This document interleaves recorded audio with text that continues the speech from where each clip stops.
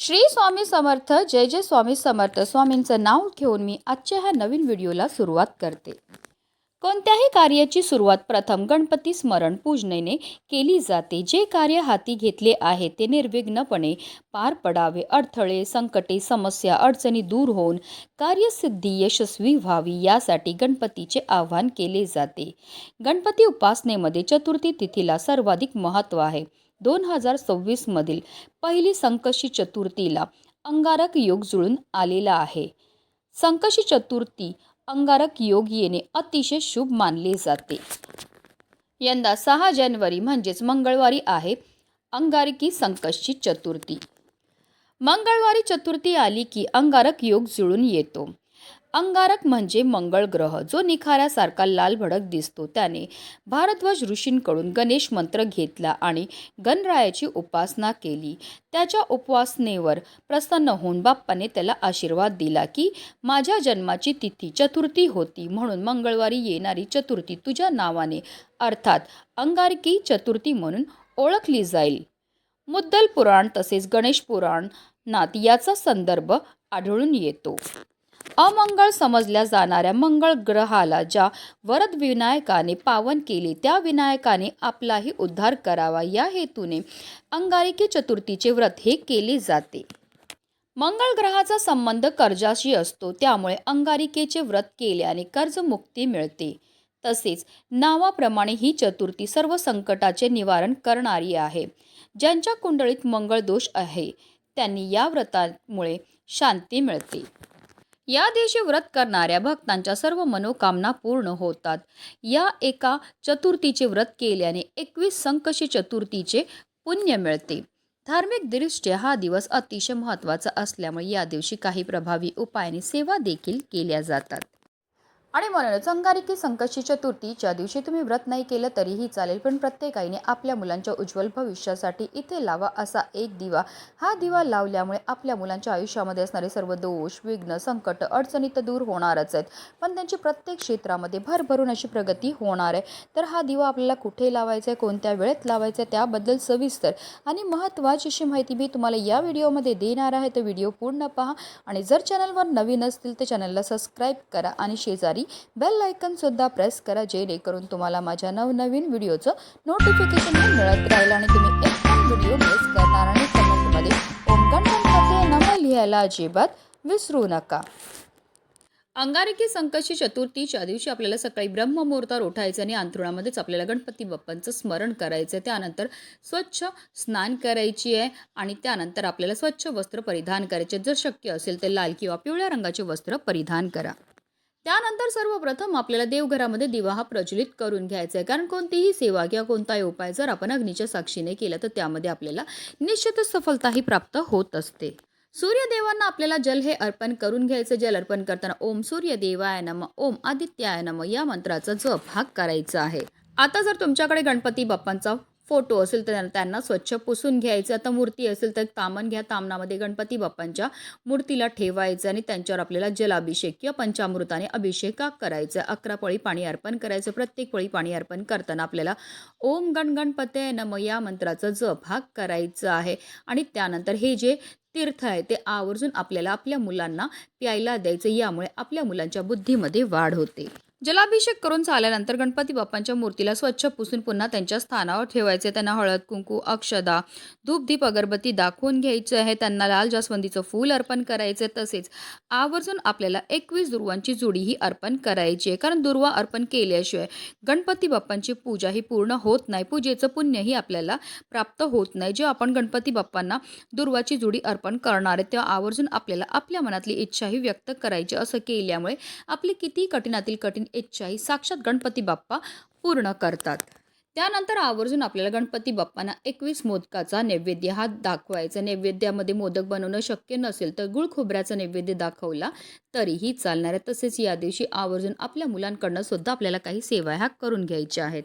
मुलांच्या हाताने आपल्याला गणपती बाप्पांना जास्वंदीचं फूल अर्पण करायला लावायचं, 21 दुर्वांची जुडी अर्पण करायला लावायची. तसेच मुलांकडनं 108 वेळा ओम गण गणपतये नमः या मंत्राचा जप करायचं. तसेच मुलं मोठी असतील तर त्यांच्याकडनं आवर्जून गणपती अथर्व शीर्षमची सेवाही करून घ्यायची. आता मुलं लहान असतील तर तुम्ही म्हणा, त्यांनी श्रवण केलं तरीही चालणार आहे. त्यानंतर आपल्याला गणपती बाप्पांची विधीपूर्वक आरतीही करून घ्यायची आहे.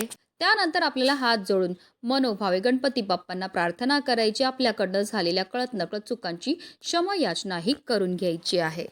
संकष्टी चतुर्थीचा उपवास रात्री चंद्रदर्शन करून सोडला जातो. आपल्याला चंद्रदेवांची पूजा करायची, त्यांना जल अर्पण करायचं आणि त्यानंतरच आपल्याला व्रत हे सोडायचं आहे. अशा रीतीने आपल्याला पूजाही करून घ्यायची आहे. आता हा उपाय आपल्याला कधी करायचा, तर हा उपाय आपल्याला अंगारकी संकष्टी चतुर्थीच्या दिवशी संध्याकाळी करायचा. संध्याकाळी तुम्ही अगदी 6 वाजल्यापासून रात्री 9:30 वाजेपर्यंत करू शकतात. हा उपाय तुम्ही अगदी लहानातल्या लहान मुलामुलीपासून मोठ्यात मोठ्या मुलामुली प्रत्येकाकरता करू शकतात. हा उपाय सुरू करायच्या अगोदर सर्वप्रथम आपल्याला देवघरामध्ये दिवा हा प्रज्वलित करून घ्यायचा आहे. कारण कोणतीही सेवा किंवा कोणताही उपाय जर आपण अग्नीच्या साक्षीने केलं तर त्यामध्ये आपल्याला निश्चितच सफलताही प्राप्त होत असते. हा उपाय करण्याकरता आपल्याला एक मातीची पंतीही घ्यायची आहे, कारण मातीच्या पंतीमध्ये सकारात्मक अशा लहरी असतात. मातीची पंती ही पंचतत्वापासून बनलेली असते. आता या दिव्यामध्ये आपल्याला 2 वातीची 1 वात करून लांब वात ही टाकायची. तसेच या दिव्यामध्ये आवर्जून आपल्याला मोहरीचं तेलच टाकायचं आहे. पण आता काही कारणास्तव तुमच्याकडे मोहरीचं तेल नसेल तर रोजच्या देवपूजेमध्ये जे तेल तुम्ही वापरतात ते तेल टाका आणि त्यामध्ये चिमूटभर तुम्ही पिवळी किंवा काळी मोहरीही टाकू शकता. आता एक प्लेट घ्यायची आणि प्लेटवर आपल्याला हळद, कुंकू आणि तूप या तिघांना एकत्र करायचं आणि त्यापासून एक स्वास्तिक बनवून घ्यायचं आणि त्या स्वास्तिकवर हा जो दिवा आपण तयार केलेला आहे तो प्रज्वलित करून ठेवायचा आहे. आता ही प्लेट उचलून आपल्याला आपल्या देवघरामध्ये असणाऱ्या गणपती बाप्पांसमोर ठेवायची आहे. आता या दिव्यामध्ये आपल्याला 5 काळी मिरी टाकायच्या. ज्या मसाल्यामध्ये आपण काळी मिरी वापरतो त्या टाकायच्यात. पण ज्या काळी मिरी आपण टाकणार ते व्यवस्थित पाहून घ्यायच्यात. त्या अखंड असाव्या, कुठेही तुटलेल्या फुटलेल्या किंवा खराब झालेल्या नसाव्या. त्याचबरोबर आपल्याला 5 भीमसेनी कापूरच्या वड्यासुद्धा टाकायच्या आहेत. आता या दिव्याला आपल्याला हळद, कुंकू, अक्षदा, धूप, दीप, अगरबत्ती दाखवून घ्यायची. एक फूलसुद्धा अर्पण करून घ्यायचं आहे. आता आपल्याला देवघरामध्ये आसन घेऊन बसायचं आणि काही सेवा ह्या करायच्यात. आपल्याला 11 वेळा गणपती अथर्व शीर्षमचं पठण करायचं. जेव्हा आपण गणपती अथर्व शीर्षमचं पठण करणार ते आवर्जून आपल्या मुलांना सुद्धा आपल्या बाजूला बसवायचं आहे. त्यांनी श्रवण केलं तरी सुद्धा त्यांना त्याचा खूपच लाभ हा प्राप्त होणार आहे. 11 वेळा गणपती अथर्व शीर्षमचं पठण करून झाल्यानंतर 1 वेळा आपल्याला त्याच्या फलश्रुतीचं पठण सुद्धा करायचं. फलश्रुतीचं पठण केल्यामुळे आपल्याला केलेल्या सेवेचं अतिशीघ्र फळ हे प्राप्त होत असतं. त्याचबरोबर आपल्याला 1 वेळा गणपती स्तोत्राचं पठण सुद्धा करायचं आहे.